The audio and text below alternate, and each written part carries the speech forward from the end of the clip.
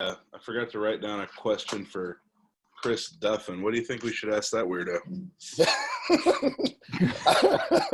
I would love to ask him what the fuck's going on with his hair. Is that an okay question? I think that I'm the kind of guy that can ask that question. Well, maybe that's like a sub question. Let's do it. Let's do another question on top of that. Here, so am I going to pop up and like ask the question as a clip? Yeah. Okay. You'll see when we roll the clip from Mark, you'll see the format that your face will pop up on when we run Chris's interview. So I feel like I could be like, hey, Chris, JP here. I'm a big fan of your grand goals and the things that you've done with your squat and your deadlift. And what I really want to know is if this is all going to culminate and something's going to happen as a grand goal with that head of hair. I think that's probably okay. I mean, maybe say what's your next lifting goal, and does it involve doing something with that head of hair, or maybe go head of hair with some air quotes. Oh, all right, I got that covered. I love the fact that you're writing that down. Well, so I have this strategy, and not for necessarily this situation, but generally, if I'm in a group of people, I've got something to say, or they expect me to say something. And so anymore in social situations, occasionally I might be high. And so I've started using the notes app on my phone to put notes in. And then when it's my turn to talk, I delete what I said that was in my notes, and then I go on to the next one. There you go. So I just keep a list. Genius idea. It's not bad at all, man. I keep a list now. So just for speaking, how high are we right now? Right now, 0. Okay. I just got some of that salt that Mark puts in water. LMNT? Yeah. LMNOP? Yeah, I spent $90 on salt the other day. Yeah, I do that like probably twice every 2 months. Yeah, that's where I'm at. Do you have the chocolate? Okay, so I've been talking a lot of shit on the chocolate, to be honest. Dude, did you put it in your coffee? No, I'm just saying, like, I haven't bought it, but I didn't even think of the coffee aspect of it, because it'd be delicious there, but it'd be terrible in water, right? Oh, I can't imagine it's good in water, but I mean, it's fantastic in coffee. I only thought of it as a water supplement. I didn't even go there with coffee, but you're totally right. No, you guys would be shocked. You should try it. In water? Yeah, dude, in that little packet that it comes in, you're like, okay, there's, like you just said, there's no way this is going to taste good in water, but it tastes like a chocolate caramel, like protein shake almost, but like super like light. Like it doesn't like, it's hard to explain, but it's dude, next time you're here, I'll give you a bunch, but like, it's when really good. It's like when chefs make like foam that tastes good. Yeah. Like, yeah, exactly. I got mine in here, the lemon citrusy one, and then I got the chocolate in my coffee. There you go, brother. That's awesome. I got orange right now. There you go. I had orange this morning myself. Right? Yeah. Were you recording that? You got to send that to Rob Wolf. Yeah, I will. Well, we have him on the podcast in, I think, next week. So, fuck yeah, that dude is awesome. Yeah. This guy is so cool. Well, hey, JP, so I know Josh sent over an email about the kind of the way things are going to go. We're just going to start letting some people in here in a little bit. And as we're letting them in, we'll talk about a poop story. Yeah, and last night. What? Oh, I'm sure you have a ton. And then we're basically just hoping that people just wander into a conversation that they feel like they may not. We're like, wait, what are we talking about? And then we'll kind of go from there. And then we'll do an intro from Mark. We'll get a question from Zach, and then we'll just start kind of shooting the shit and going from there. Yeah. How long are we gonna go? An hour or so? Yeah, an hour or so. Do you have a time limitation for us to keep in mind? Just making sure if you guys didn't, that I didn't carry on. No. You go ahead and talk and do what your thing. Do whatever you want. We want to make sure we chat with you and let you talk as much as you want to. But we always try and respect everybody's time. So with that, let's hear a nice JP Price poop story, whether it's recent, yours, or a or a colleague or a child's or whatever it is that you got. Are we already rolling? We've been rolling. Okay. Well, I just wanted to make sure that we could like catch this because it's I'll just give you the source of the poop story because I shared it with a couple close people to me last night. To make sure it was a good enough poop story? Oh, nice.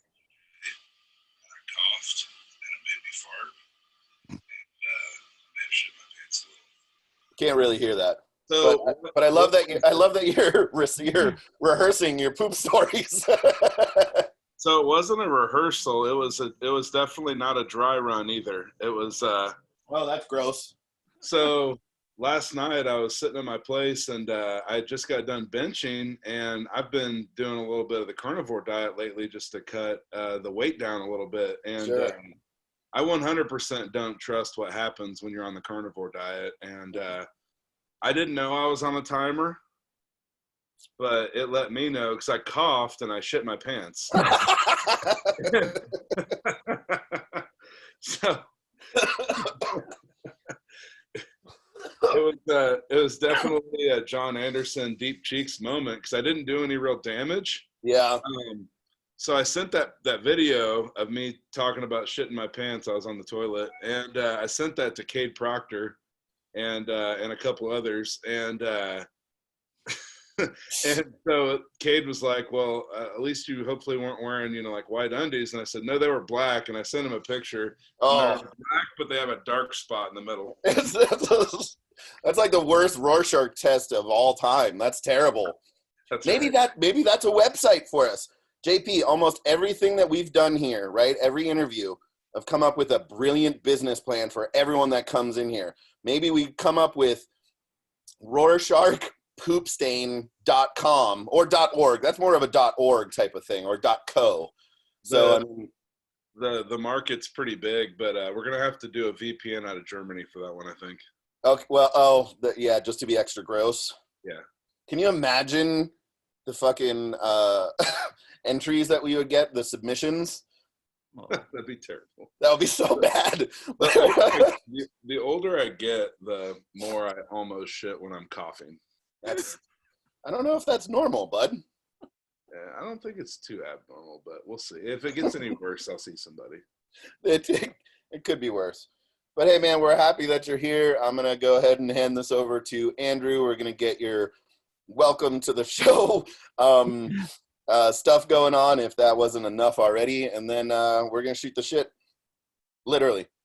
Love it, dude. That was amazing. All right, we got a quick message from Mark and then a question from Zach Evan Esch that will follow that. Let me get this going. All right, here we go. This is Mark Bell from markbell.com. Thank you guys so much for joining. This super friend happens to be a really, really good super friend, a close super friend, somebody I've been keeping in contact over the years for quite some time.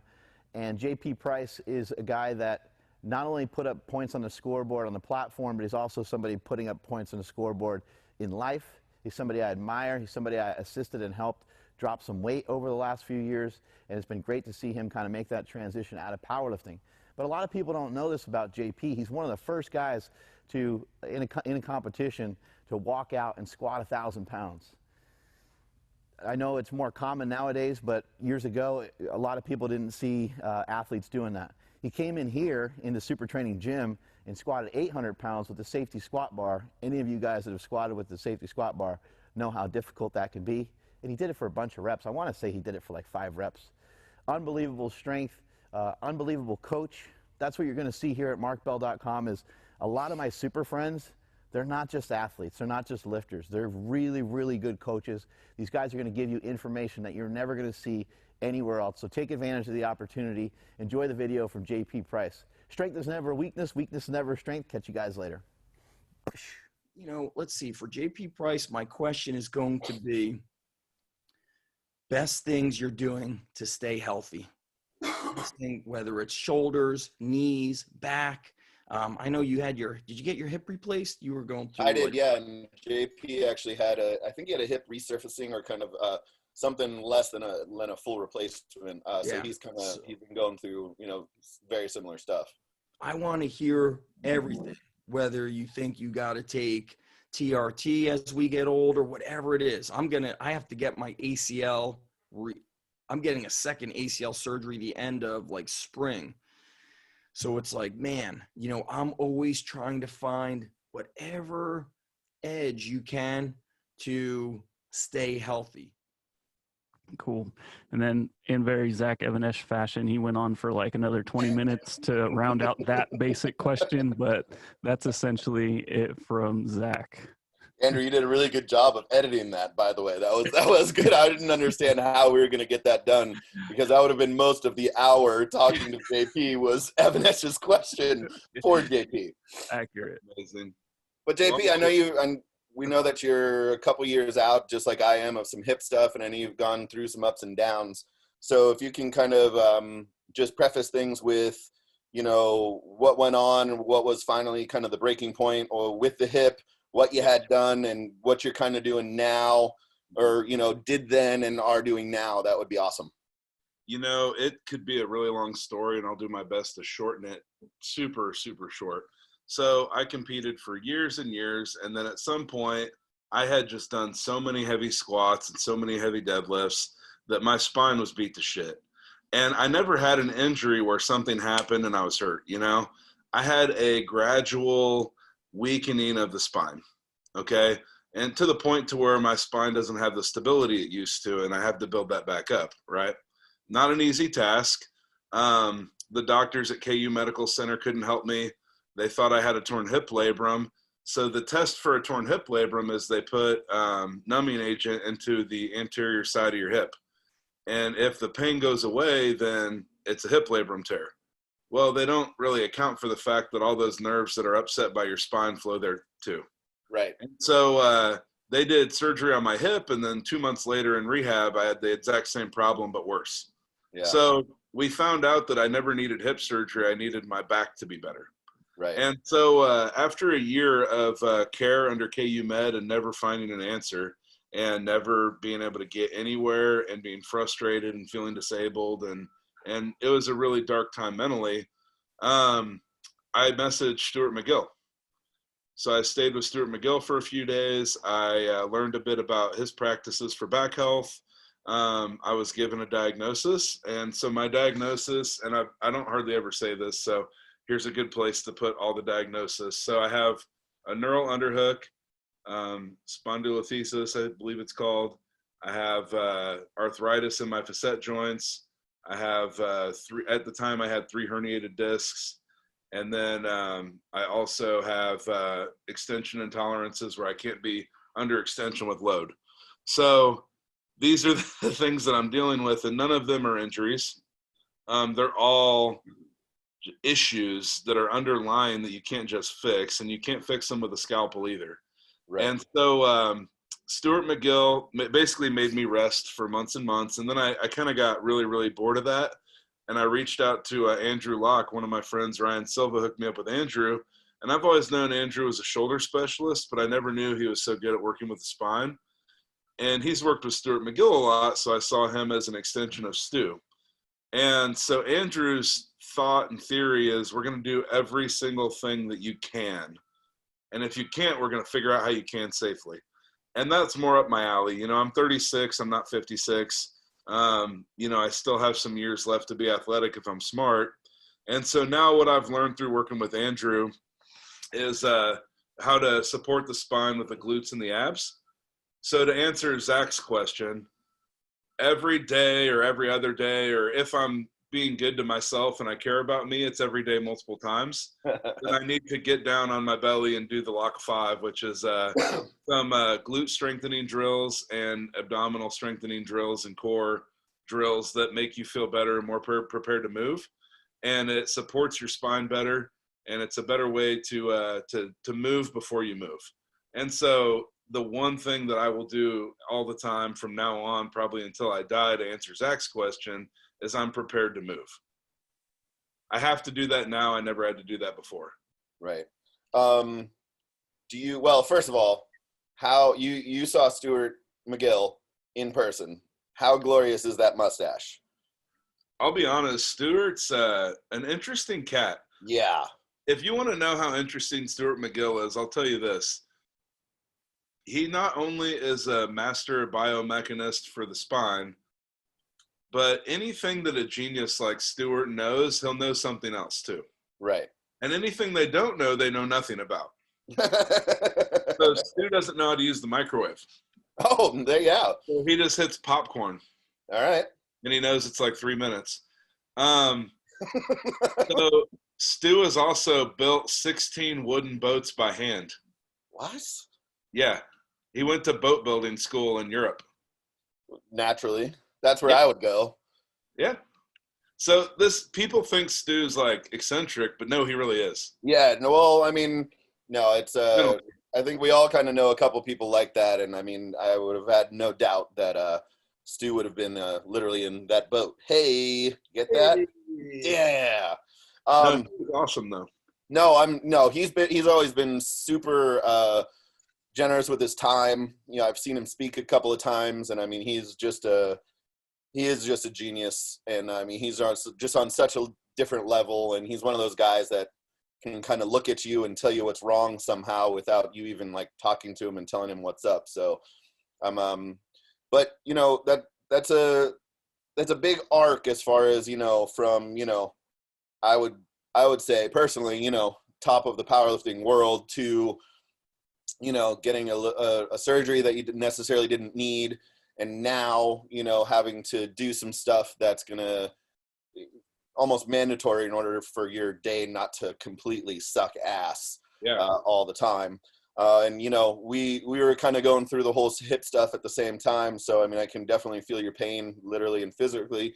And that's a tough time. So let's kind of bifurcate off that a little bit, and let's talk about, you know, kind of the mental side of, you know, lifting, but also injury and being able to kind of keep going. You know, I mean, it's never easy to have an injury. It's even harder to, you know, kind of have to face the facts that you need some sort of a surgery, and then the fact that it's not what you needed, and it kind of keeps rolling. So let's talk about, you know, how you approach the mental side of lifting and putting over 1,000 pounds on your back, walking it out. And you actually had one of the worst walkouts, but also one of the best walkouts that I've ever seen. You took 35 steps backwards, did a little shimmy, a little shake, a little twerking, and then took 17 steps forward and squatted like 980 or something at one point on a platform that was doing this. It was basically a trampoline. So let's talk about, you know, what it takes to, you know, get yourself ready to get under that amount of weight. Have that sort of thing go wrong with 1,000 pounds on your back and still dunk it and crush it. And then let's talk about further on, you know, how to deal with injury and, you know, make it part of just your normal day and like it's a ho-hum thing. Yeah, I'll make a little note of that so I don't lose my spot on the twerking walkout. No, the other part. They actually did a video of you like to music where you were walking, and was that the Beyonce song? No, there was like 10 songs, and then the first one was Sandstorm. Yeah. There was like neon lights and stuff. It was really good. But so that's actually on Mark's Instagram page. It's funny. But so what had happened was we're at the 2018 US Open, which is the biggest meet in the world. We're all wearing knee wraps. We're all on stage. And it's, you know, me and David Douglas and Brandon Allen and Jake Johns, big SC boy, and all these big guys, right? And Dennis Cornelius and whoever else.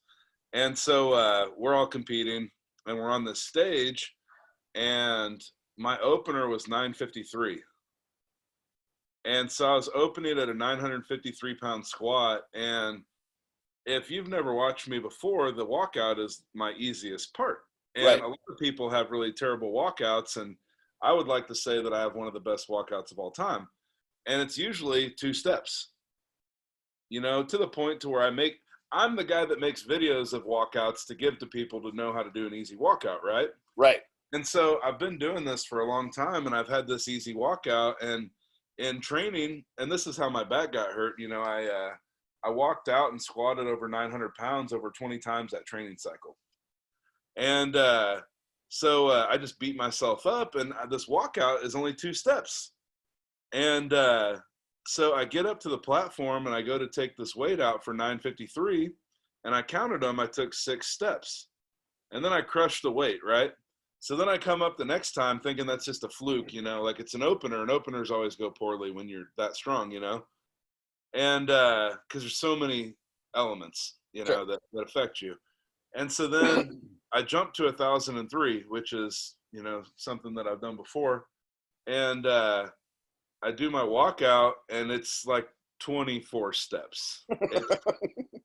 The only way I could have stopped was the spotter touched my hips and stopped me. Yep. And it was so enduring. It was so hard, honestly, that in that moment I couldn't imagine doing it again. And so I just tried to squat it, and I missed. I missed at the top. And that kind of was the whole meet for me, you know? Yeah. It was a lot of stress to be under that. And it's just bad enough to walk out 1,003, but I think what had happened, if we're going to go back and like actually figure out what happened, everybody was blaming the bars and this and that. It's not the bars. It's the fact that the stage couldn't handle a 400-pound guy, 7 spotters, 1,003 pounds, and me walking, which is something they couldn't test. Right. What are they going to do? Have Ray Williams come test the event, you know? Yeah. We were going to do that, and we were the last people to go, so they didn't know it was going to go that way, but it did, and it's funny now, but it was fucking scary at the time. Yeah.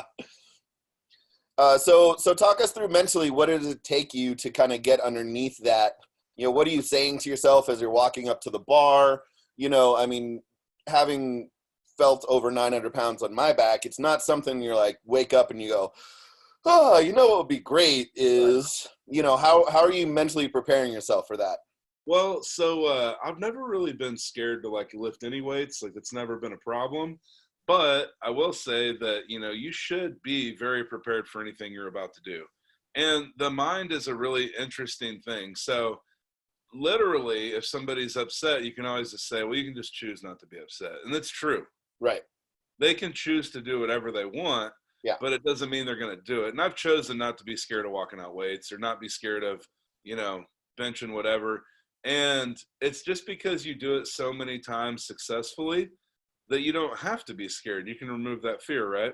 Sure. My athletes at meets, you know, hopefully I condition them mentally well enough with the weights that we're doing in training that they don't ever get scared during a meet. You know what I mean? Yeah. You want to get that out of your system. You want to get all that hard shit out of your system, and you don't want it to be so stressful. So I just try to remove stress from my athletes as often as I can.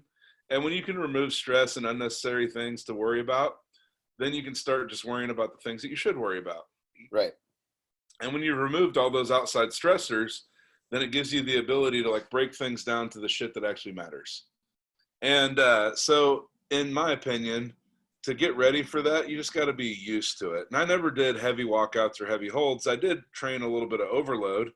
You know, I was with Julius Maddox a couple weeks ago, and he likes to do heavy holds on bench. He holds over 800 pounds over his face. Right. For 10 seconds. Yeah. You know, I think it was 832. And I've never been a big believer in heavy holds, but I do see how that could work. When I was benching 640, benching 700 with a slingshot, that shit works mentally. Right. You know? Yeah. And so for me mentally, I was just always conditioning myself to be prepared for that kind of shit. And it never bothered me. And also I tried to make those things as simple as possible. My walkout's 2 steps. And I try to make things as easy as possible for me to remember them. And I try to make my cues, you know, take up many, many cues, right? So that I don't have to have so much to remember. So talk us through your 2-step walkout and talk us through your cues real quick, if you don't mind. Yeah. And this is getting more and more necessary as I get older. So when I approach the weight, I always approach every weight like it's the heaviest weight in the world now, because I have to have an impenetrable brace in order for me not to be in pain when I lift weights. So now, even if it's 135, I treat it like it's 804, right? So I treat everything like it's a number that I have to take seriously now, where I used to be a little bit more, whatever, who gives a shit unless it's over 800. Right. And, you know, like I could sloppily fuck around 700 to the top, you know? Yes. but that's not the case anymore. So for me now, I treat everything like it's as heavy as possible. So when I'm going to walk out my squats, if it's 800 pounds or whatever, I'm going to get underneath the bar.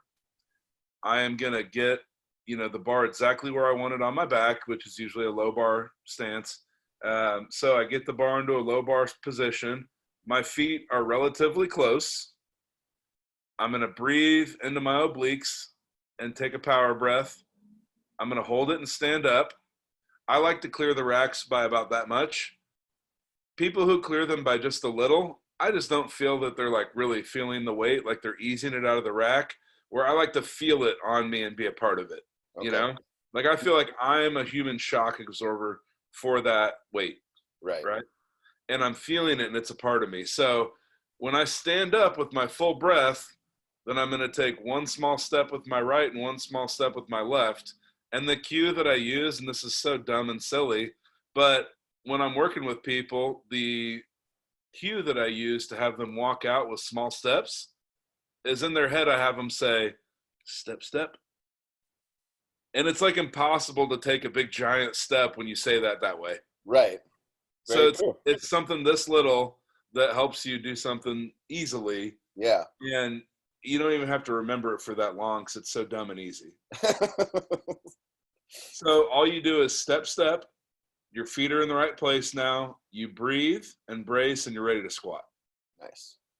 Hell yeah. That's awesome. Thank you. So let's kind of transition to going from, being the best squatter in the world to, not being able to squat the bar without pain. How has that been mentally? I know it's not easy, and I'm not asking you to, we're not going to dive psychologically here, but how has your mental approach to thing kind of changed or morphed, and how are you taking that and applying it to your clients and to your athletes as well? Yeah, I mean, that's what I am spending my whole time doing now, Right. Basically, I was unable to lift normally for like 2 years. Yeah. And now I've been trying to adapt and lift, under certain conditions for about a half a year. And so what happened was Dr. McGill, Stewart, he was having me do the McGill 3 and rest and do some walking. But one of the hard parts of recovery was I couldn't even walk without pain.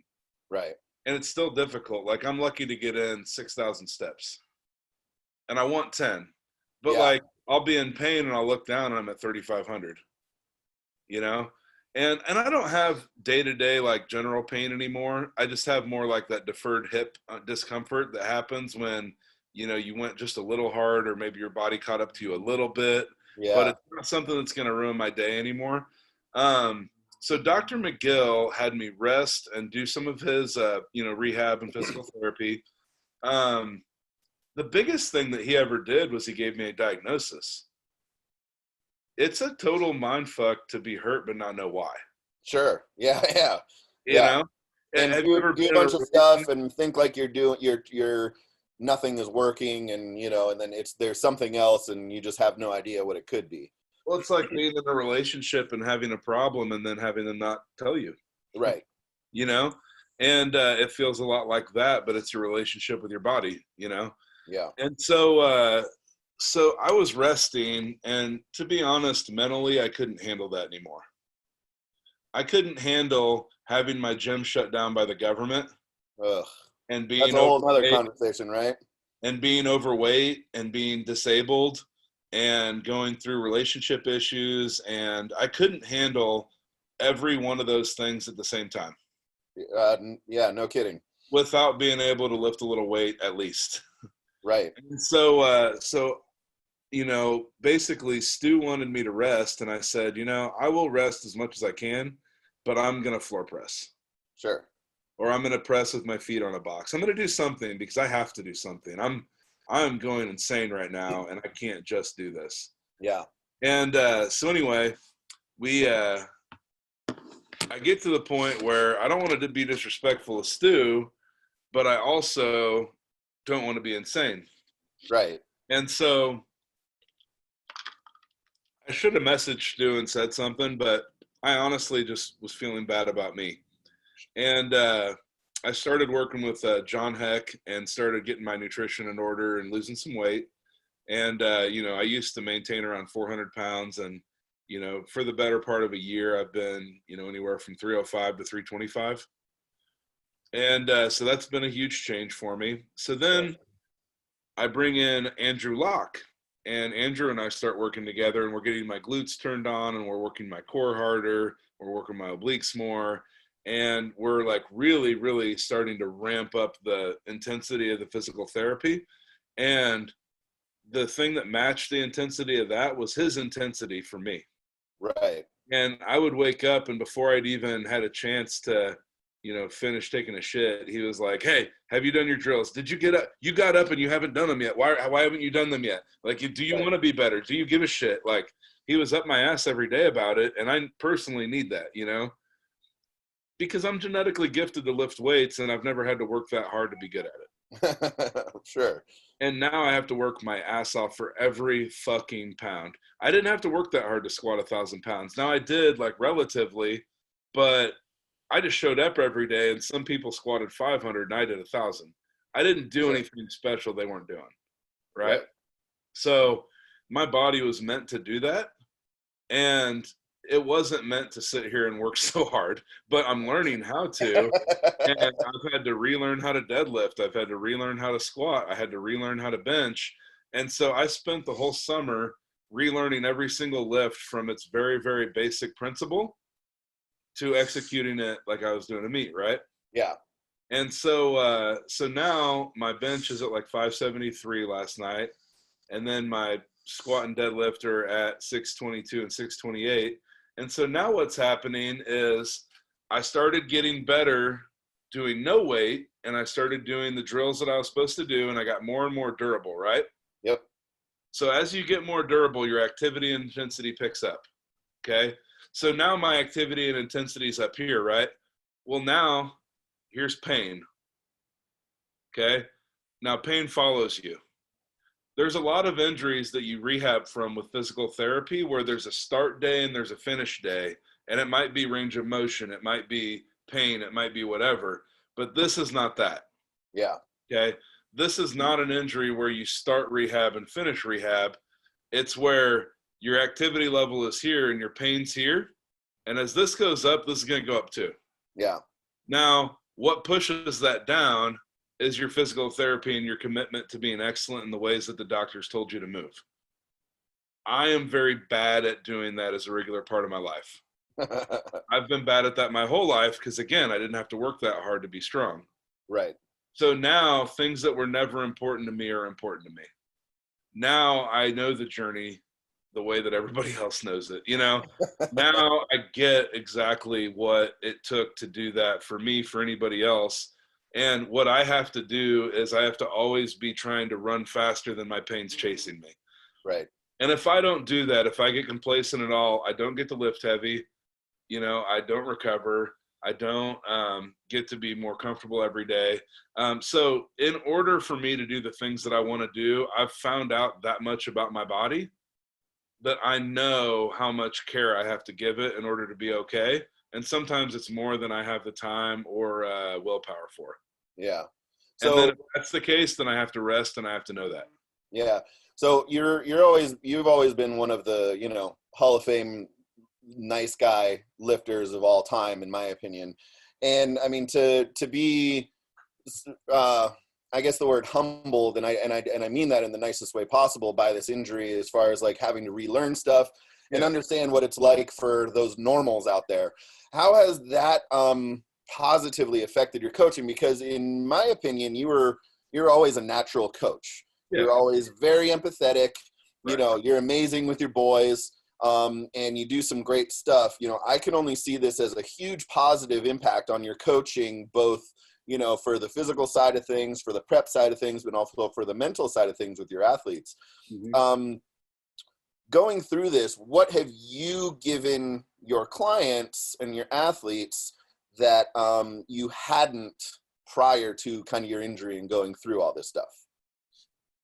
It's a great question. I think there's many things that I've gained from it. Sure.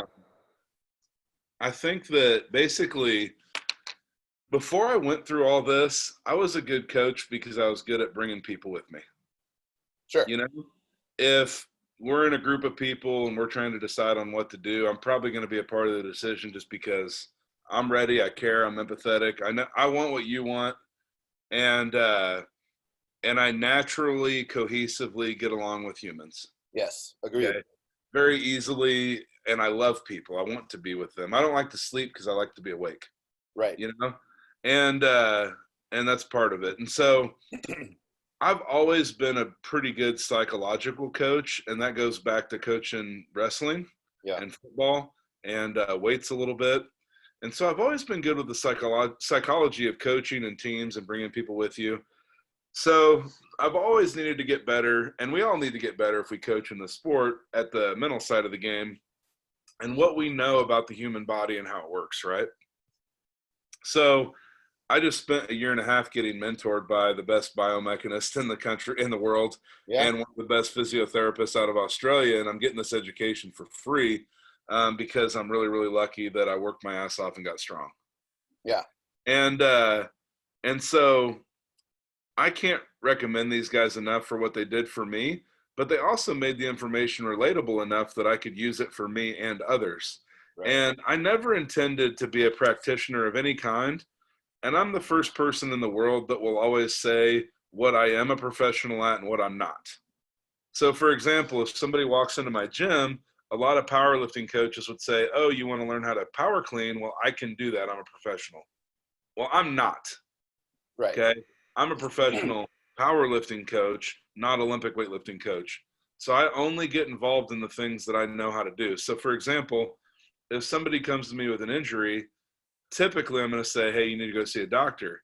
But what's been really, really amazing is now, because of the way that I've been forced to understand myself, and I've been forced to understand this logic that these doctors use that are really amazing. Now I'm in a position where I'm able to use that information to help somebody before an injury, during an injury, or after an injury on how to get back and learn those things I just told you that I learned. Yeah. So now I'm in this weird position I never thought I'd be in, where people are coming to me with their back pain, right? Yeah. I'm becoming the coach for the older people. And so what's happened is I had a girl come in a couple weeks ago or a couple months ago that I knew from her wanting a membership here at my gym a year ago when we first opened. And she turned on her Instagram and opened it up and was like looking at me doing some back drills. And she was curious because her back's been injured for a year. And so she told me, I haven't walked without pain for a year.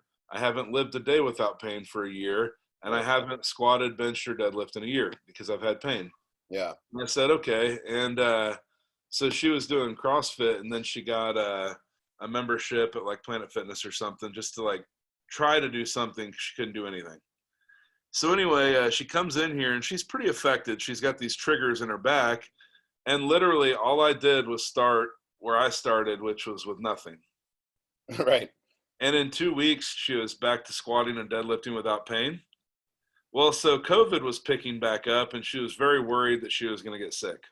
Okay. So she took some time off from the gym, and she was just going home.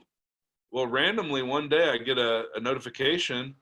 She ran a mile without pain for the first time in a year and a half. Wow. All because she walked into some dipshit powerlifter's gym who listened to the right doctors, you know? Yeah. And I barely had to do anything with her, but I had to know what happened and why and how the back works and how to get there. Yeah. Okay. And man, I just want to scream this shit from the rooftop because it's so easy in how it affects you. I posted it on my story one time. Sometimes I just post because I think people need to hear it. Sure. I posted it on my story one time that I was doing a Andrew Locke drill. And if you have low back pain, try this. I had a friend that messaged me. I've had low back pain 3 years. I woke up and did this. It's the first time I felt better. Right. And it's a drill that takes 2 minutes, but we don't know what we don't know until we try everything. Sure. So this has opened my mind to try anything. This has opened my mind to try anything for my clients. This has opened my mind to be more of an experimenter with my clients. And then also to kind of learn about how to teach them to be ready, how to get better and how to be back to normal, and how to like be running away from your pain and how to get to where you need to get if that's the kind of pain that you have. Sure. Also taking people who thought they were broke and helping them get back in the game by controlling their movement. Those are things that I've gotten to give to my clients, and those are things that have helped. It's really wild to see somebody with no glutes for months and months and months, make them do this dumb shit they don't want to do, and then all of a sudden, one day, they're squatting and they stall, and you see their glutes tighten up and they go up. Yeah. You know? And also know that that helped their spine too. That makes me feel really good about what I'm able to do now. So describe that feeling now as a coach, where primarily, you know, you're going to get the big return from, hey, I just hit a 20-pound PR, or hey, I just hit a record, or hey, I hit this. Compare that now, those things now to, hey, I just ran a mile and I'm not in pain, or hey, man, I'm walking around and I just, you know, went on a walk with my kids and I didn't grimace or I didn't have to stop. You know, I mean, how rewarding, you know, on a level is all of this stuff for you? It's so good. I had a client that's, man, he's probably like 24, 25, and he came to me with back pain, and he wanted to be a better power lifter, and it's a sport that he thought he could participate in, but he started trying and it was just kicking his dick in the dirt, you know? And it's hard to get started if you can't, you know? And so he found me and we started working out together. And after about a month, he was back to normal. And, you know, none of this thing takes a certain amount of time. You know, you have to just be open and okay. And so we spent about a month, you know, relearning everything. And then now he's sending me messages like, oh, hey, this was great. I had a great squat day. By the way, my life is better. Right. And it just hits you and you're like, oh shit, I thought I was giving him a PR, but I actually just gave him something else that I never knew that I had for him. And that's right. so good. That feels so fucking good. It makes me want to be here every day. Yeah. And I think, you know, I always thought that you're the type of person that, you know, would have already been that. And I mean, to have that sort of a reward come to you from something so much simpler is, you know, is really pretty cool. But hey, look at this. We have a Mark Bell on the Mark Bell Super Friend. What's up, everybody? What's up, Mark? The hell's going on over here? Howdy. Jesse Burdick, your face looks a lot less fat, and same with you, JP. What the hell's going on around here? We're trying. Looking great, man. Hey, to speak upon what you're saying, you know, I think like a lot of motivation comes from movement, but it's really hard to move if you don't feel good, if you feel like crap. This is stuff that Jesse and I have been talking about for a long time, with people having trouble with their sleep, people not getting enough vitamin D. We have a guy on the podcast later today who's like a vitamin D expert. But all these little things that we swept under the rug as powerlifters because we wanted to lift more weight, they end up having some pretty big consequences in the long run. And even guys like ourselves that are really highly motivated to train, right. You can get into a slump really, really easy, especially when you're heavy and you're not feeling good about yourself, and you even just walking or going upstairs, all these different things get to be hard. Even sleeping, like how hard is it to sleep when you're 400 pounds? It was real hard. I mean, I had to really make a lot of concessions for it. My body, when I was 400 pounds, I would wake up with stomach acid like coming up my nose, and like, you know, really like I was throwing up in my sleep, right? Well, what was happening was when you're asleep and your body's trying to breathe and it can't, your diaphragm flexes to pull your lungs down, and it shoots stomach acid up while trying to pull your lungs down and help you breathe. And so my body was fighting for its life every single night. Damn, I woke up like that a couple times. I'm sure, Burdick, you've woken up with that too, right? Hell yeah. Way too many more times than I'd care to say. And I think, you know, as scary as it is for us to kind of go through, I think, you know, anyone else who is sharing a bed, or, you know, you wake up and you start thinking about your kids, you know, that's when the real mental fuck really starts to happen. I've always thought I was in control. And what I found out when I got to be 400 pounds and 35 years old is, hey, there's a lot more to be in control of now. You know, you're not Superman. You're not immortal. You're mortal, very mortal. And, you know, I have to be able to control a lot more about myself my sleep, my food, my everything, and my ability to move in order to be okay, you know? Yeah. And so that's what's really changed as we've gone forward. That's what's been the biggest change for me as an older lifter and as an older coach is all those other things are becoming more important. And all I'm doing is getting a million times more passionate about it because it's starting to be the most important thing I've ever done. Yeah, it's your new goal. It's your new focus. You said that you had a little bit of trouble with walking. What's been the trouble with walking? Is it hurting your feet, hurting your knees, affecting Yeah, your workouts? It's kind of good timing. Like I tried to run yesterday, like just doing something dumb with the dog here at the gym, and I felt like I fucking blew my Achilles out. Like I literally thought that I blew my Achilles. Like I fell through the door and Kate was laughing at me. But no, my left leg, my calf is acting up. Like my foot doesn't flex the way that it used to. And I think that has something to do with the nerve damage. It's something that Andrew and I keep saying we'll get to, but we just haven't gotten that far yet. Because my body doesn't have just a couple issues. It has a lot of them, you know? And so my left calf just doesn't respond like it used to. And, you know, unfortunately, walking is still a challenge. And you know, to the point where for a year I went to the chiropractor every Wednesday to get my calf dry needled, and it's still affected, you know. That's where you try to improvise and you say, okay, well, maybe I can do like a bike, you know, maybe I can use a recumbent bike, or maybe I can use a ski erg, maybe I can use a rower, like whatever other way you can improvise and do 10 minutes on that instead or something like that. Well, it's funny. This is all really, really cultural shit too. Like everything we're talking about, typically when it's in a community, doesn't affect one person. So like our whole gym community is a lot healthier now. Yeah. You know? And so we've made the decision to order a bunch of equipment, and we're trying to coincide that project in our space with also opening a cardio room, so that stuff has a place to live rather than taking up space where we need to put some other things. Sure. Just trying to like get into more of a lifestyle of it, you know? And, you know, I can control things fine with my food, but you know, I'm going to start to notice if I don't start to control it with my walking and my other activity, that now I'm going to have other markers that suck because I'm not doing that. So, you know, everything has to be done in order for you to be a complete package. And if you're always missing those links, then it's just going to start to show up and be more and more obvious all the time what you have to get back to.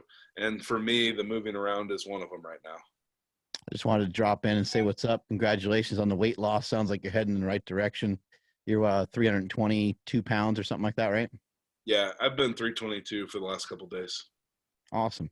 All right, guys, I'm going to hop on out of here because I tend to ruin these interviews. I'm going to go on a 10-minute walk. Catch you later. Smell you later. So JP, starting to kind of, you know, we talked about a little bit of injury, and we talked a little bit about kind of, you know, mental side of things. You know, Mark just mentioned, and you had mentioned a couple times, you know, trying to deal a little bit more with your food and kind of diet and having that piece. Because it's fun, let's talk about what it took, because I don't think enough people understand and realize what it takes to become a 400-pound person or gain, you know, a very significant amount of weight. So let's talk about what you were eating then, and let's talk about your journey down from 400 to kind of the 320 area now. Yeah. So what was a typical day for you when you were trying to gain weight and trying to maintain 400 pounds? So I'll totally be 1,000,000% honest. And that's every time you hear a fat person talk about what they did to be fat, they're 90% of the time lying. Everybody that's ever been on your show is all full of shit. And I'll tell you right now that if you're over 350 pounds, you cannot tell me that you got there using a plan. Right. Not one person. People that are over 350 pounds got there doing every haphazard dumb shit thing that they could do with food and alcohol to get there. And you cannot get there easily. No. And I mean, I have a natural ability to gain weight. Like, it's totally fine. Like, I can go from 300 to 350 in 2 months, you know? Right. and either way, like up or down. And so for some people, they're gonna gain weight a little easier, lose weight a little easier. But for me, in order to be 400 pounds, I had to not care. I had to eat every night, totally errantly. Didn't matter what it was. Now I eat mostly pretty healthy foods. That's what we have in our house. But then I definitely supplemented that with like every Tuesday night, like I would go to Taco Bell on the way home from bench pressing. Every Thursday night, they'd have like buy one, get one free boneless wings at Sonic, and I would get 2 dozen packs. I mean, there were things that you could put down like 4,000 calories at a time, you know? Yeah. And so the reason I say that everybody that's fat is lying is because when people who get that big, when people are that fat, they're not doing it on a schedule. They're doing it totally haphazardly. And so that means, you know, you wake up and don't have a plan. You wake up and don't eat breakfast. You eat 2 meals a day, most likely, and they're fucking wild, and you never know when they're going to be or what they're going to be. That's what it's like to be fat. You know? So it's like, hey, I feel like eating now, so I'm going to go to Chipotle, and they'll get like chips and guac, a burrito plus guac, double meat. And so that'll be like that one thing that they just ate in the middle of the day. And then they'll tell everybody that night, well, I only ate once. Well, it's 2,500 calories. Right. And then their second meal might be similar. And then they'll sneak some food at night, you know? That's how you get to be that big. It's not easy. Right. And it's literally all just math. And so you get there by not caring and not watching and not paying attention. And then you get out of there by doing the opposite and just following the math, being on a deficit, and trying to make things easy. I try to make things as easy as possible at all times. It's got to be easy or I'm not going to be able to do it. Life's too hard. There's too much going on. This has to be simple. And so for me, like while we were on this interview, I had 14 pounds of Eat Right Foods meat delivered right in front of me. And I get to do this interview and I don't have to cook because that's right there. That's amazing. And that's what lets me be able to do that. And I mean, I'm a good cook too, but I just try to make things as easy as I can. And that helps me a ton. How hard is it to not go and eat wonderful KC barbecue every fucking single day while you're on a diet? People don't understand okay, if you tell somebody like, hey, Indianapolis is known for pork tenderloin sandwiches, which is actually their national food, which is so silly, right? Right. It's the dumbest one ever.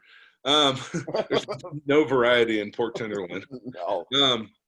So their sandwich is pork tenderloin. Well, you go there, and I mean, you can get a pork tenderloin, but it's not like everywhere.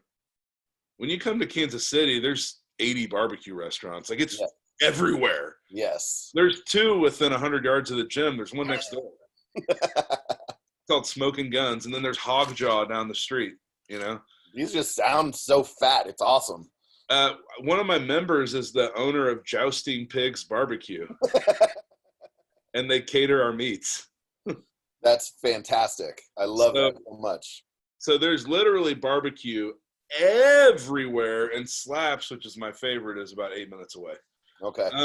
So there's barbecue literally everywhere. I've not even had a quarter of the restaurants barbecue in Kansas City. Seriously. That's how big of a problem this is. And just so everybody understands what we're talking about here.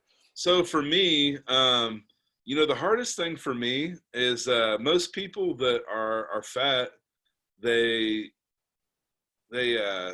care so much about it, but it's so overwhelming.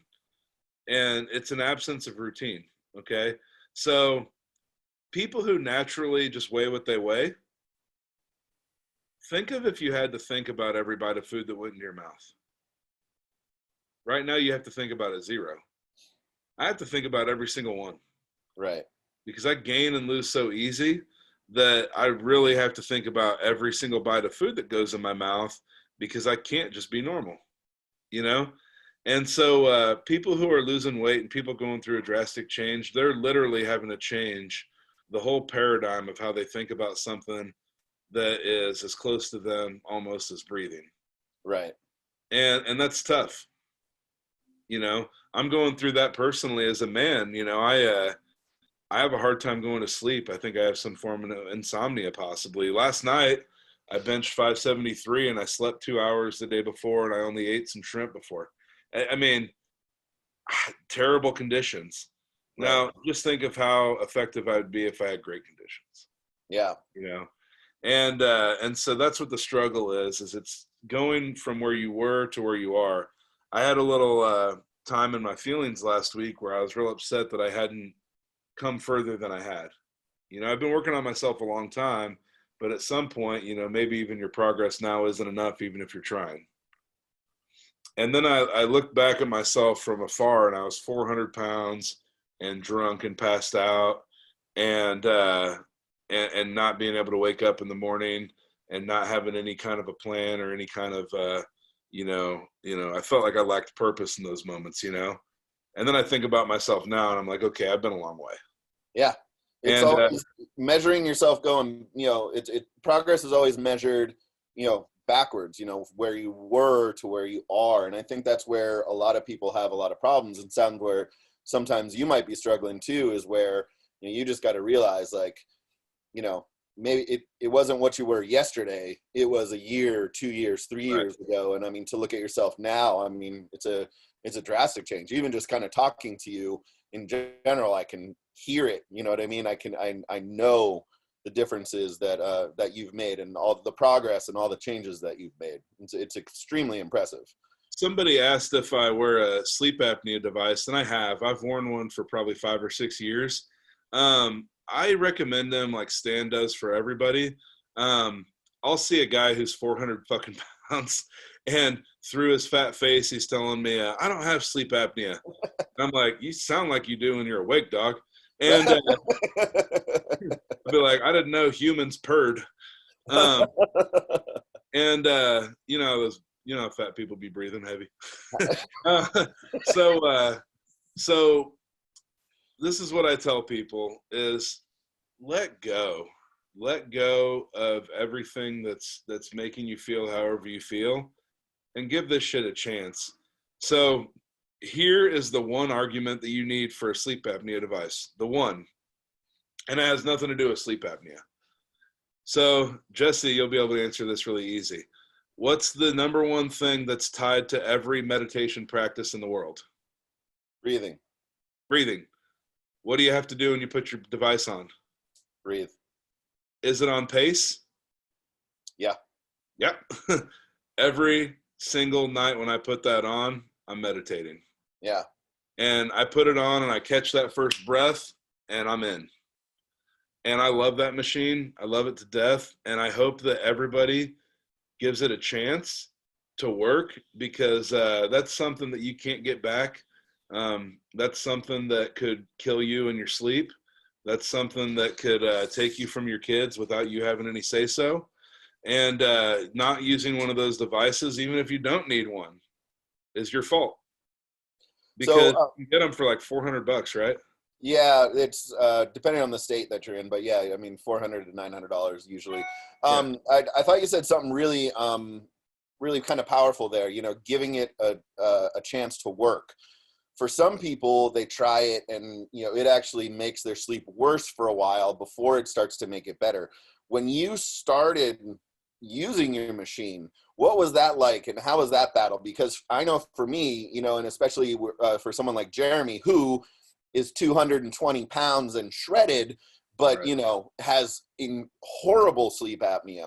He's gone through like 7 different masks and 4 different machines, and I keep trying to encourage him, like, find whatever works, because it is worth it. How was your journey? Because I think that's something that a lot of people do not know and understand or talk about, because it is a process. I had to create rituals. Okay. To get to sleep. I fall asleep in the same position every night. So I typically fall asleep, facing the inside of my bed, arm under my pillow like this, head supported neutrally like this. And and then this hand is on my mask. Okay. So I fall asleep the same way every night. And again, that's the thing is your brain has the ability to say to yourself that the mask is okay if you allow it to. And so for me, I use one that goes just over the nose. I tightened my mask as tight as I could get it, and just rode it out, because I moved a lot in my sleep when I first got my mask, and it's helped me not only breathe better, but it helps me move less too. Yeah. And so I do much better with my mask on when it was tight, and then I could start loosening it up a little bit when I got used to it. But how long did that take? How long of a process was kind of getting used to it? 1 to 2 weeks. Okay. I think that's about normal, but I mean, it is, there is still a little bit of a struggle. But hey, we're gonna kind of take a little bit of a left turn. We're gonna go through our rapid fire meathead questions here. So I want 3. Put up them guns, brother. 3 movements that you absolutely 100% love and give to everybody. And then I want 3 movements, or even like this is kind of blurred into like 3 different things about either, the fitness industry, strength coaches, movements that drive you batshit fucking crazy. Okay. 3 movements, 3 things that drive me crazy. Yeah. Okay, so 3 movements that I really, really love. I'll start with the lock 5. Okay. Okay, it's 5 movements, but I don't care. Right. So the lock 5 is a set of drills that Andrew Locke, his name's Andrew Locke Strength on Instagram. He put together the lock 5 to be prepared to move better. Okay, turns on the glutes, turns on the abs, wakes up the internal stabilizers of the spine. Go learn how to do the lock 5. That's number 1. Okay. Number 2, let's say tricep ladder. So the tricep ladder is something I took from Josh Bryant. Okay. And it's where you use like a Smith machine or a power rack, and you set a bar horizontally in the rack, and it's like a body weight push-up, except it's more of a tricep extension. Okay. And so if you just YouTube or Google triceps ladder, there's demonstrations in there from Josh, and it's my favorite little tricep builder right now. Okay. And so that's a good one. And then the third one, I'll say, I really like something I did last night was the axle pin press. So I really like doing overhead pressing, and I like doing it heavy, but I also don't want to like really risk any injury or put myself in a tough spot. And I think it's also really good for learning how to grind, because you can grind overhead much better than you can grind any other plane, I think. I've had some epic overhead grinds. And so I really, really like the overhead pin press, especially with the axle. So if you're looking for a way to spice up your overhead work or your upper body work, that's a good one to add in. You set the pins to your chin, set a barbell or axle across the pins, and then you just press the bar off the pins. It's just a really safe exercise.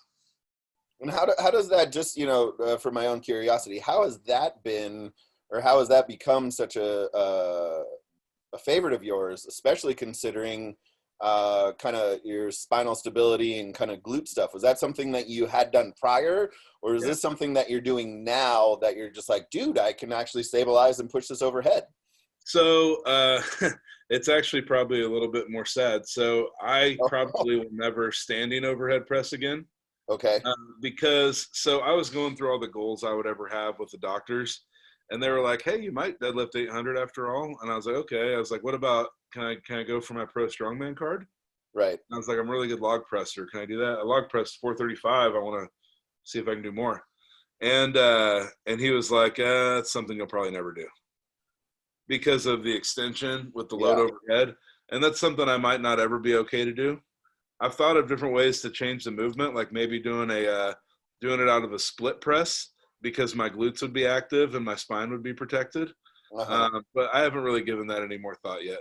Okay. So I really love the overhead press, and I love the ability to overhead press 400 pounds. And so I never want to lose that. I want to hold on to it as many years as I can. So now I just do it seated. Nice. I think that's even harder, actually, to be honest with you. It might be. I don't know. All right. So 3 things that drive you absolutely crazy. Okay. 3 things that drive me nuts. Anybody that ever gets mad about a hobby. Okay. Number 1. It's fine to be upset, but I've come to the gym enough times to people crying to be over it. Right. And this is a place to do things that you like, and if you don't like it, then you should leave and do something that you like more. Amen. People who participate in hobbies and bitch about them, I can't be into that. You know? Yeah. So that's the first one. The second one, I mean, this might be the same thing. I don't know. But people always ask me, how do you get involved in running meets? How do you become an official? How do you become a gym owner? How do you become a coach? Well, I've scaled to the top of all this dumb stuff because every little one of those things I had a problem with. And I was a bitch about it. And in my world, if you're going to bitch about something, you also better be willing to fix it or shut up. Sure. And so every little one of those things I had a problem with, and I wanted to fix it and get involved. And so I did, and then now I'm a part of it. Right. So it's something that I heard on Joe Rogan where Matthew McConaughey said, so Matthew McConaughey only says things like Matthew McConaughey. Are we going to get an impression here? No, but oh, come on. So Matthew McConaughey is talking about how like his dad passed away and he went to this tree on their farm and he carved something in it. Well, have you ever carved something into a tree? No. Well, it's hard. Yeah, it doesn't seem like an easy thing. Most things people carve into the tree is like a cross with like 4 letters. Right. You know? And his is a whole damn sentence. So I don't know if he's full of shit or what, but it said on the tree, it said, be less impressed and be more involved. Okay. So don't be so impressed by everybody that's great. Get involved and figure out how they got there. Sure. That's awesome. And if you're not so busy looking up at the giants and you get to rub shoulders with them, you'll get to where they are way faster. Okay. And so that's my second one, is get more involved. And let's see here. My third one, I would say my third one is just being dogmatic in general. Okay. For example, there's people within my own gym that like to argue about whether or not you should dry scoop your pre-workout. Hey, guess what? Neither one of them matters. Nope. Yeah. Neither one matters. So let's just shut the fuck up and go with weights. Pre-workout doesn't even matter. So I'm a little bit tired of things that don't have a right or a wrong answer that people continue to beat to death. Okay. And I'm over those things. People just need to loosen up because the reality of the situation is it's 2021. We all live in a melting pot that we were never intended to live in. Everybody was intended to be in tribes, but we're making this big tribe work. And if you want to make it work, then you're going to have to be quiet and be okay. Right. And don't be the greasy wheel. Be the person bringing the grease to everybody else. There you go. We have a couple of questions from the audience, and I have a couple of questions, one big one left for you, and then we'll start to kind of finish some stuff up here. So I'm going to hand this over to Andrew real fast. Yeah, absolutely. And just real quick, because we have you here, I'm going to selfishly ask you about Stuart McGill. I'm working my way through Back Mechanic, and we do have him coming on the podcast in a couple of weeks.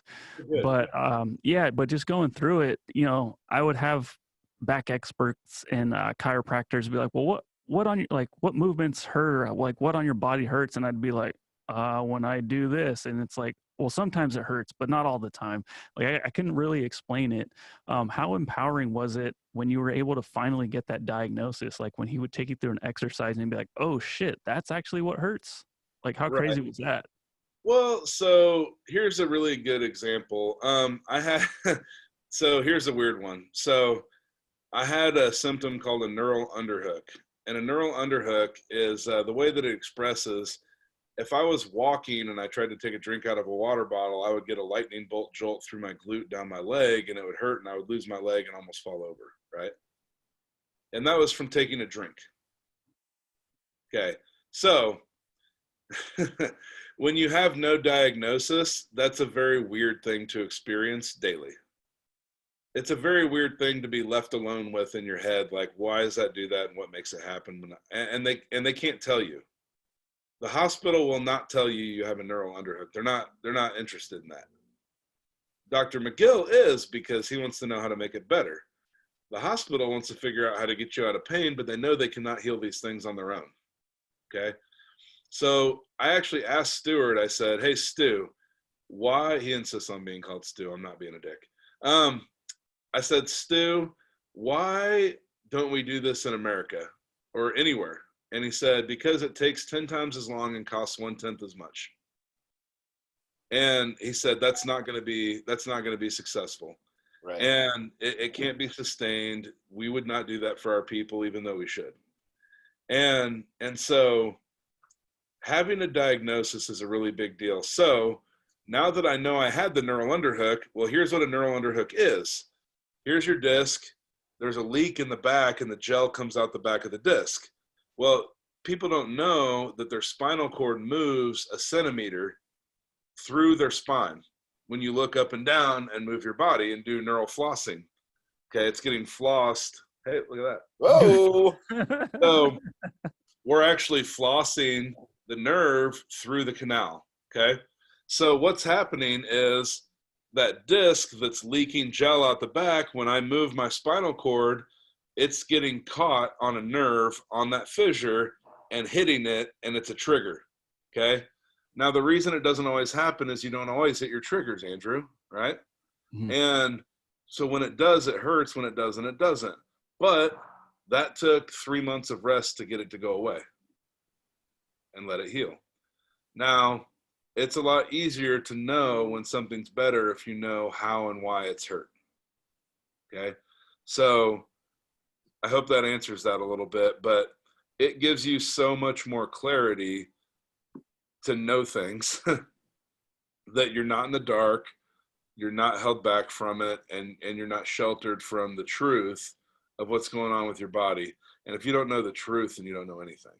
Yeah, and like the main reason why I wanted to bring that up is because, you know, for some of us that have, like, I've been in pain for years, but I haven't squatted a quarter of what you have, right? Like I don't have any like cool, awesome thing to point to, and be like, that's why I have, you know, back issues. But it was almost like for a while I didn't want to find out because I just didn't want to know how bad it was.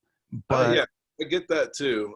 Especially if Yeah. it's not, like, a lot of these problems are problems, but they're not severe. And mine was not severe since I was in high school, you know, and Yeah. then it got severe at some point, and then it had to be taken care of. And that's the thing. So when Stu diagnosed me, this is actually kind of wild. So the most time I ever spent with a doctor in America was like 10 to 15 minutes tops, especially a surgeon, maybe 8 minutes, maybe 5. Less. And then maybe 10 minutes with the nurse. You know, I didn't spend any more time with them either. I just sat there all the time waiting. And in my first appointment with Stu, he did an hour-long psychologic eval to make sure that I was in an okay place mentally to go further. And then he did a 3.5-hour-long diagnostic on me. And he tested me, I don't know how many times, but he also tried to fool me 5 times. And he tried to trick me. Because sometimes when people are asking about pain and poking and prodding on you, you'll lie on accident sometimes. And you'll say, like, well, I guess it kind of, because you don't want to not give them the information, because then they'll say, it's like taking your car into the shop and it doesn't act up. Right. Right? So frustrating. If you take your body to the shop and it doesn't act up, but it acts up every day, you're going to be pissed. And so basically, Stu for 3 hours, 3.5 hours, tried to diagnose my issues. And then at one point, it's kind of funny. At one point, I was like messing with him about his mustache. I called it a womb broom. And so he was in deep thought, and I was just bored being a little cut up, you know. And he was in deep thought, and I said that, and he goes, "What?" And I said it again, and he goes, "Ha ha ha ha ha! Stop! I'm converging." And he was like, "I'm converging right now." And then he goes, he said, "I'm 99% sure that I know what's wrong with you." And then he listed out everything that was wrong. And then we started working on it. That's amazing, dude. I'm really happy to hear that. And I do have some follow-up questions that I'll just hit you up after we're off air type of thing. But yeah, I'm just excited. Yeah, ecstatic for you once I learn how to speak. And then real quick, we've had a string of guests on the podcast talking about like the benefits of nasal breathing. Have you done any of those practices? I mean, only insofar as my machine requires me to. Right. I think that breathing is something that I could get a lot more into. Like Joe Rogan talks so much about it, like Wim Hof and all that shit. But I'll be honest, I'm so balls deep in everything else that I'm interested or have to work on or I'm forced to do. I haven't looked at it one bit. Yeah, no worries. So we have a couple of questions from markbell.com members. Let's see here, where to go? There it is. This one comes from Rob. He is asking, for younger lifters, can you explain how much core and upper body is needed to achieve big squats? Okay. Well, I don't know that you have to have a ton of upper body, but I would be working that back. You know, when these kids come in, we work their back every day, you know. These kids are doing pull-ups and pulls and all kinds of back work. And in fact, one day I asked Stuart McGill what the ideal ratio was of back to front work, and he said 1.2 to 1. He said it's actually scientifically proven that you should have 1.2 back work to 1 anterior. And so, you know, look at your own programming and see if you think you have enough, you know. So when it comes down to it, we're having these kids do a ton of back work, okay? And I'm having these kids do a ton of core work. Like they're doing 1 day a week, we're doing ab wheel. 1 day a week, we're doing a plank trio, which is on the elbows and on each side. It's part of the lock 5, but I kind of made it into a bigger one myself. You know, so we're doing ab wheels, we're doing planks, we're doing side planks, we're doing heavy squats. My kids are going to absolutely have protected spines and strong abs. Awesome. And one thing I'm doing with these kids that nobody else is doing with them that I've seen at the schools is I'm working on their glutes. I'm That's making great. them aware of their glutes, because Jesse, what percentage of lifters do you think are even aware of the glutes role in the big three fully in powerlifting? Very few, 15%. And I'm saying, being honest, Oh, yeah, not even yeah, being yeah. a dick, it's 15%, Yeah, exactly. maybe. Yep. Cool. This one comes from Josh. He's just curious if the carnivore diet has helped with inflammation in the hips at all. You know, I don't know that inflammation's a weird thing, man. I hear the word inflammation a lot. I'm not sure I know how it feels. You know what I'm saying? Like, Well, I mean, yes, you do. You're 400 pounds. I feel like my whole body was inflamed. Exactly. It was. And people use words like inflammation a lot, and I'm like, hey, just say you're okay or not okay. Let's not out-science ourselves to try to figure out how complex we can try to be, and let's try to make this a little bit easier. Okay? Like, let's remove the bullshit, and then we don't have to talk about inflammation. If you're not eating shit food, then we don't have to talk about an anti-inflammatory diet. You know True. what I mean? Yeah. If you're on your plan, there's a good chance that you feel pretty damn good. You know, let's unscience and unfuck some of this shit. Okay, that's my third thing that I'm annoyed with. Okay. There you go. And I have to talk about a lot of really hard sciencey shit with the back and stuff, but you can do it in a way where you're not being a douchebag. And so when it comes to these types of things with inflammation and this and that, it's like, do we really even understand what we're talking about? Okay, if you do, keep talking, but I don't, so I'm going to move out. Okay, as long as I'm eating food that I'm told to eat or that I know is good for my body and it didn't come in a wrapper, I feel pretty goddamn good every day. Yeah. And if I can do that for sustained periods of time, I feel good. And then we don't have to worry about big words that I don't know what they mean. Love it. Yeah, and in regards to that, me, Josh, and Jesse actually had the conversation off air once about, like, if anybody comes in and they start talking about their protocol, their systems, or whatever the hell it is, it's like you're full of shit, and like I'm already tuned out. So yeah, simplify things and just keep it that way. That's the truth, and you really measure the skill and mastery of somebody by their ability to describe it really easily. Right. And so when it comes to, I will go a little bit further on the actual question that was asked. And let's just put it this way. If I'm eating, I'll use the size of the screen or my dong. If you're eating this many carbs, okay? If you're eating this many carbs, you don't feel good. If you're eating this many carbs, you don't feel good. If you eat this many carbs, you feel pretty fucking good. And guess what? She likes it too. Hey. Call back. Love it. You need to be a diet coach. That was brilliant. That was. You should just tape that and just send that to everybody. I'll be honest, Jesse. Like, I want to be able to. It's hard, man, because you gotta figure out what you're meant to do. Sure. And I'm trying to figure that out every day, because I know that there's plans for me, and I know there's things that I need to do. And Andrew and I talk about that sometimes. And you know, it's hard to really find your purpose sometimes. And I feel like I'm like happening upon my purpose a little bit. And so I'm a little hard on myself sometimes. Like, I didn't coach people until I had an all-time world record. You know, I'm not going to coach anybody in nutrition. I'm dabbling right now with some people that I just openly communicate with and say, hey, look, here's the deal. I would like to learn more about this, and I've got help, but I'm not going to, you know, charge you for this thing, you know? Right. And but I want to learn, and I want to get better. And so what my goal is to lose 100 pounds, and I've got 20 more pounds to go, and I've been stuck there forever. Lose 20 more pounds, learn how to maintain my body weight for a long period of time, 1 year, and unless I get bored and do something else. And but I really do. I'm not certified in anything that has to do with strength and conditioning. And that doesn't bother me too much, because I do know what I'm doing. I've tried really, really, really, really hard to be good at this. Yeah. And I've gone places and flown all over to learn from the people I want to learn from. And to me, that's as good as a certification a lot of times, right? Better. But I've also spent 24 years in that.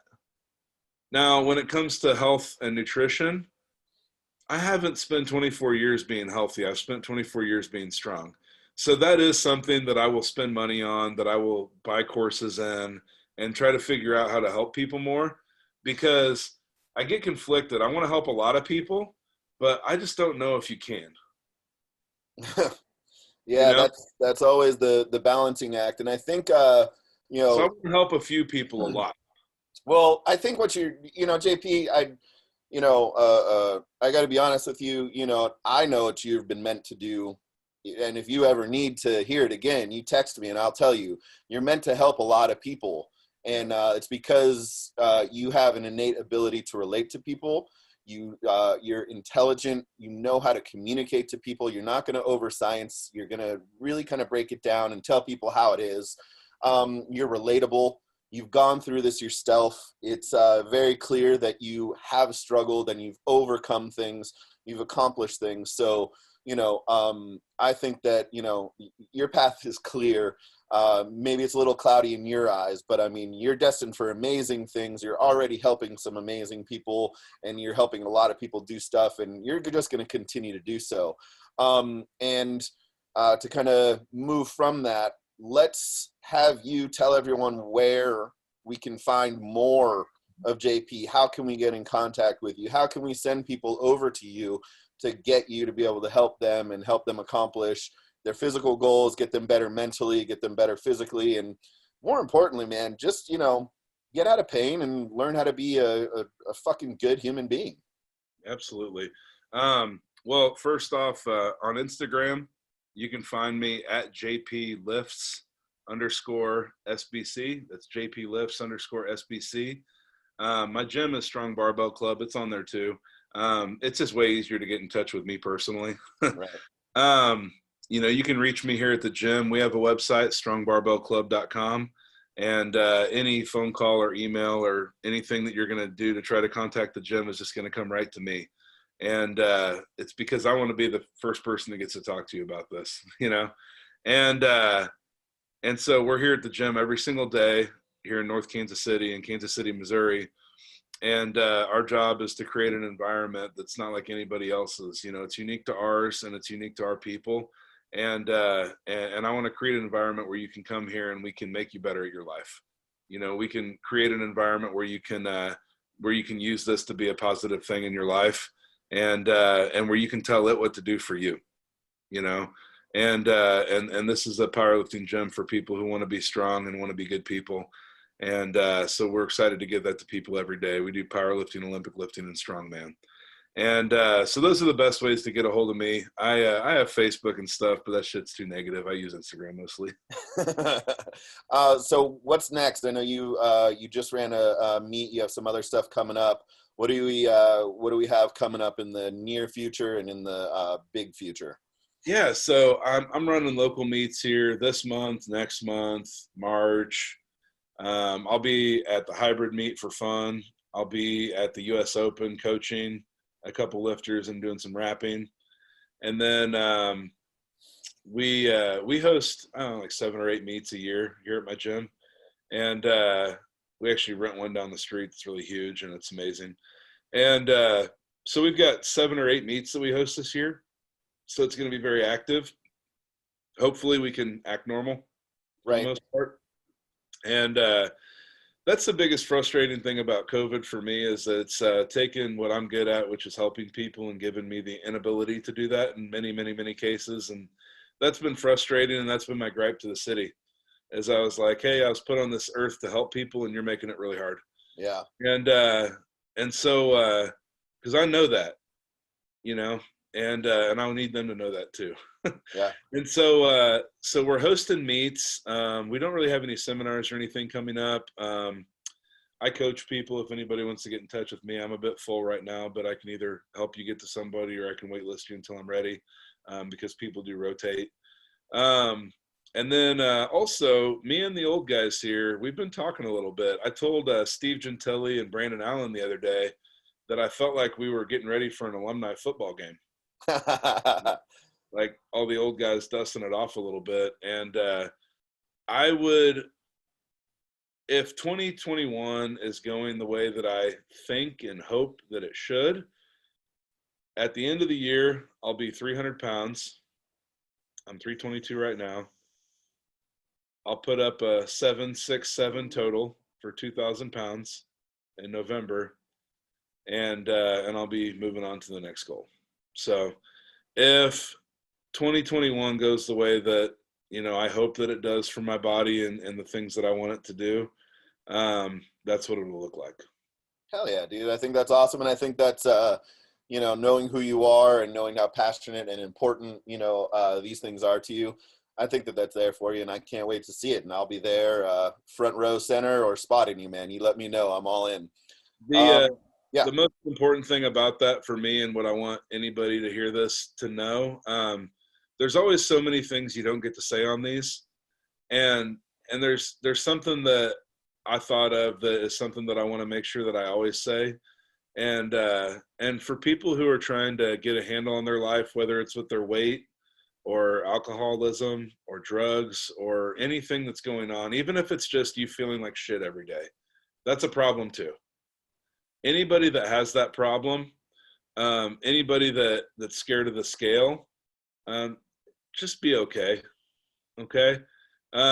Just say it, you know, and let some of that tension out of your body that you feel about yourself, because you don't have to feel that way, and you have a choice. When you step on the scale and you gain a pound, you get a choice. And the choice is either I'm a piece of shit and I hate myself, or that's data, that's worth 3,500 calories, and I'm just going to go ahead and figure out how to pull them off. And that's not a big deal. Okay. Be okay with yourself. Give yourself permission to work on you and to win and to allow these things to happen. And do that every single day. Allow yourself. Be okay. It sounds simple and it sounds easy, but just care less about all that other bullshit and be okay with you. That's awesome, bud. Thank you for that. Start to being okay to taking a step to go forward. Right. Hell yeah.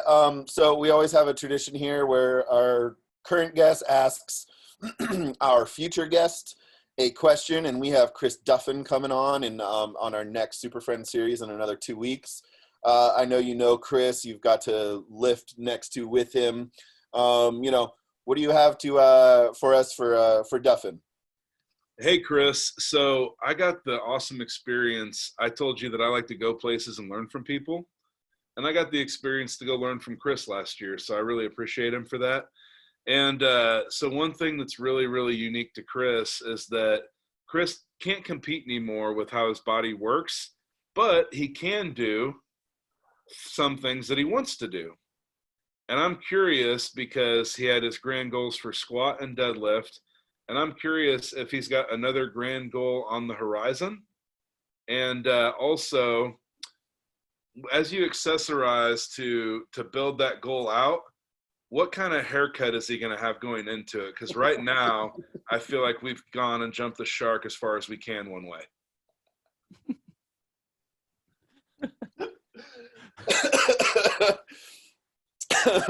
And cut. That's a fantastic question. I really like that. Thank you, JP. Well, hey, bud, we're gonna we're gonna end on that. I think that's a pretty high note, to be honest with you. We got through some heavy shit, and we really appreciate you coming on. We appreciate your time. You're literally one of my favorite lifters of all time. You're one of the nicest people that I've ever met. And I'm indebted and thankful to have you and call you a friend, to get to know who you are as a person, as a lifter, as a coach. I really, really appreciate you. We here at Mark Bell can say nothing but amazing things about you. And I mean, when we started Super Friends series, you were one of the people that we absolutely needed to have on, because you are the epitome of a super friend. You are so much more than, just your name.